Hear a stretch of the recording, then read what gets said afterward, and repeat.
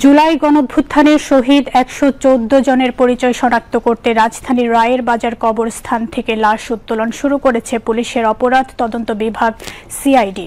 CID প্রধান অতিরিক্ত IGP Mohammad কাতুল্লাহ জানিয়েছেন, আন্তর্জাতিক প্রোটোকল মেনে শহীদদের মরদেহ তোলা ও ডিএনএ স্যাম্পল নেওয়া হবে। তিনি আজ রাজধানীর রায়ের বাজারে জুলাই আন্দোলনে নিহত অজ্ঞাত শহীদদের মরদেহ শনাক্তের কার্যক্রম নিয়ে ব্রিফিংয়ে এই তথ্য জানান। তিনি বলেন, এই কবরস্থানে ১১৪ এর বেশি মরদেহ রয়েছে বলে ধারণা করা হচ্ছে। ডিএনএ প্রোফাইলিং এর পর কারো পরিচয় শনাক্ত হলে পরিবার চাইলে মরদেহ হস্তান্তর করা হবে।